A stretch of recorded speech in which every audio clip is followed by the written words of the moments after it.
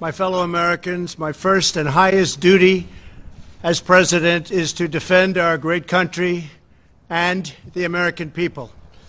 I swore an oath to uphold the laws of our nation, and that is exactly what I will do. All Americans were rightly sickened and revolted by the brutal death of George Floyd. My administration is fully committed that for George and his family, justice will be served.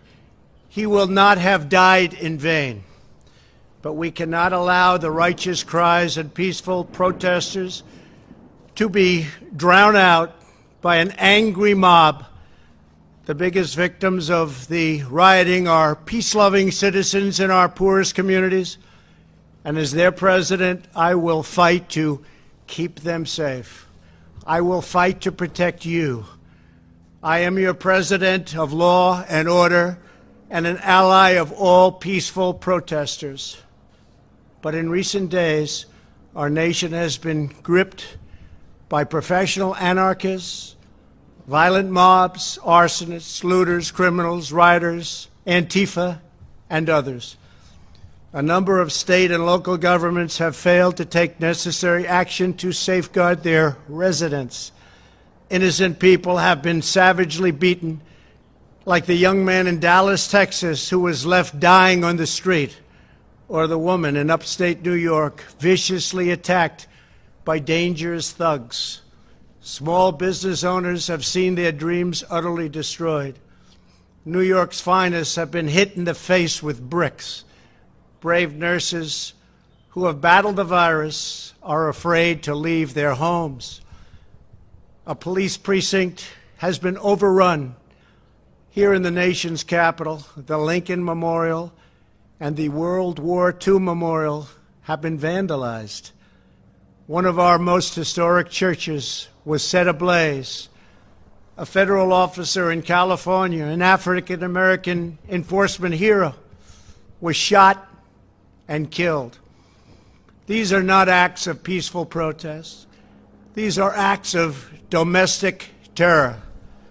The destruction of innocent life and the spilling of innocent blood is an offense to humanity and a crime against God.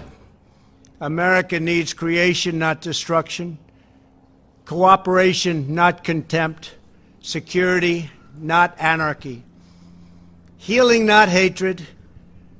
Justice, not chaos. This is our mission, and we will succeed. 100%, we will succeed. Our country always wins. That is why I am taking immediate presidential action to stop the violence and restore security and safety in America. I am mobilizing all available federal resources, civilian and military, to stop the rioting and looting, to end the destruction and arson, and to protect the rights of law-abiding Americans, including your Second Amendment rights. Therefore, the following measures are going into effect immediately. First, we are ending the riots and lawlessness that has spread throughout our country. We will end it now. Today, I have strongly recommended to every governor to deploy the National Guard in sufficient numbers that we dominate the streets. Mayors and governors must establish an overwhelming law enforcement presence until the violence has been quelled. If a city or state refuses to take the actions that are necessary to defend the life and property of their residents, then I will deploy the United States military and quickly solve the problem for them. I am also taking swift and decisive action to protect our great capital, Washington, D.C. What happened in this city last night was a total disgrace. As we speak, I am dispatching thousands and thousands of heavily armed soldiers, military personnel, and law enforcement officers to stop the rioting, looting, vandalism, assaults, and the wanton destruction of property. We are putting everybody on warning. Our 7 o'clock curfew will be strictly enforced. Those who threaten innocent life and property will be arrested, detained, and prosecuted to the fullest extent of the law. I want the organizers of this terror to be on notice that you will face severe criminal penalties and lengthy sentences in jail. This includes Antifa and others who are leading instigators of this violence. One law and order, and that is what it is. One law. We have one beautiful law. And once that is restored and fully restored, we will help you, we will help your business, and we will help your family. America is founded upon the rule of law. It is the foundation of our prosperity, our freedom, and our very way of life. But where there is no law, there is no opportunity.